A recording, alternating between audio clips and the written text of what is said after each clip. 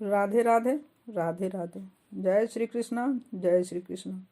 मैं प्रेरणा स्रोत YouTube channel में आप सभी का स्वागत करती हूँ। ध्रुव कथा। दक्ष कथा समाप्त करते ही मैत्रेय जी बोले, विदुर जी, मैं आपको ध्रुव की कथा सुनाता हूँ। आपको तो पता ही है कि नारद जी ने ब्रह्मचर्य पालन करने की प्रतिज्ञा कर रखी थी, जिसके कारण स्वयं उनके पिता भी चिंतित थे। अब मैं ब्रह्मा जी के अंश से पैदा हुए अंश के स्वमनुष्य को बताया है। सतरूपता के पात स्वयंभुव मनु के प्रियव्रत और रत्नापाद के 2 पुत्र हुए। राजा उत्तरापाद को सुनीति प्यारी नहीं थी, सुरुचि राजा को बहुत प्यारी थी। सुनीति का पुत्र ध्रुव था। एक बार राजा उत्तरापाद सुरुचि के बेटे को अपनी गोद में बैठाकर प्यार कर रहा था। उसी समय ध्रुव ने आकर अपने पिता की गोद में बैठना चाहा।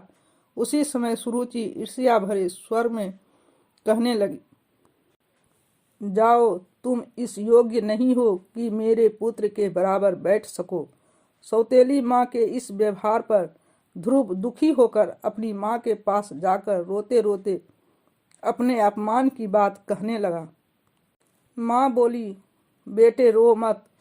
जो किसी का बुरा करता है भगवान उसका बुरा करते हैं। यदि तुम राज्य पाने की इच्छा करते हो तो जाओ ईश्वर की उपासना करो। माँ की बात सुन ध्रुव दिन रात ईश्वर की उपासना करने लगा। लंबी तपस्या के पश्चात ईश्वर ध्रुव पर खुश हुए और स्वयं दर्शन देने आए और ध्रुव से बोले, भक्त तुम्हारी विजय हुई, तुमने मुझे पा लिया, बोलो तुम्हें क्या चाहिए। ध्रुव भगवान के चरणों में गिर पड़ा और बोला, ईश्वर, मैंने आपको पा लिया तो मुझे और कुछ नहीं चाहिए, बस अब मुझे अपने चरणों में स्थान दे दो, यही मेरी इच्छा है। ध्रुव, वास्तव में ही तुम मेरे महान भक्त हो। अब मैं तुम्हें मंडल पद देता हूँ, जो आज तक किसी भी भक्त को नहीं मिला। यह कहकर भगवान वहां से लुप्त हो गए। ध्रुव जैसे ही वापस अपने घर आया तो वहाँ सारा वातावरण ही बदला हुआ था।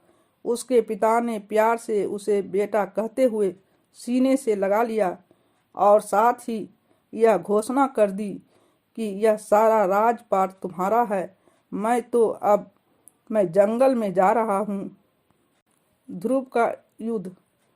ध्रुव का विवाह शिव कुमार की पुत्री से हो गया। विवाह के कुछ समय पश्चात ही उसके 2 पुत्र पैदा हुए। उसके भाई उत्तम ने विवाह नहीं किया। शायद यही कारण था कि ध्रुव ने दूसरा विवाह कर लिया। एक बार उत्तम हिमालय की पहाड़ी पर जा रहा था कि एक यक्ष ने उसे मार डाला। जैसे ही यह समाचार ध्रुव को मिला तो उसने उसी समय यक्ष पर आक्रमण कर दिया। दोनों ओर से भयंकर युद्ध आरंभ हो गया। यक्ष की सेना ध्रुव की सेना के सामने टिक ना सकी। अंत में यक्ष को अपनी हार स्वीकार करनी पड़ी। जैसे ही ध्रुव अपनी विजय के झंडे गाड़ रहा था, उस समय मनु ध्रुव जी के पास आए और बोले, हे भक्त, तुमने केवल अपने भाई की मृत्यु का बदला लेने के लिए इतने यक्षों को मार डाला, जबकि तुम्हारे भाई की मृत्यु तो प्रभु ने पहले लिखी थी। अरे, इतने बड़े भक्त होकर अभी तक तेरे और मेरे के जाल में उलझे हुए हो। यहाँ पर कुछ भी तेरा नहीं, कुछ भी मेरा नहीं, सब प्रभु का ही है।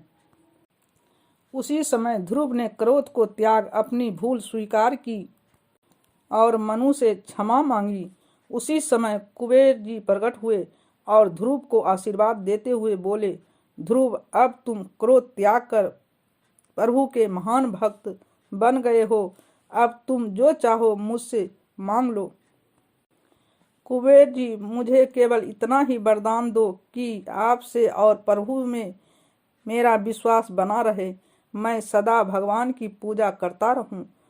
तथास्तु कहकर कुबेर जी वहां से अंतर्ध्यान हो गए। इसके पश्चात ध्रुव ने 36,000 वर्ष तक राज किया, फिर बद्रिका आश्रम जाकर अपना शरीर त्याग दिया। भगवान ने अपने भक्त को महान पद दिया। आज भी ध्रुव जी आकाश पर ऊंचे पद पर विराजमान हैं और जब तक यह आकाश है तब तक वे अपने स्थान पर विराजमान ही रहेंगे। विदुर जी ध्रुव कथा सुनकर अत्यंत प्रसन्न हुए। अभी बस इतना ही, मिलते हैं दूसरे वीडियो में। धन्यवाद। हर हर महादेव, हर हर महादेव।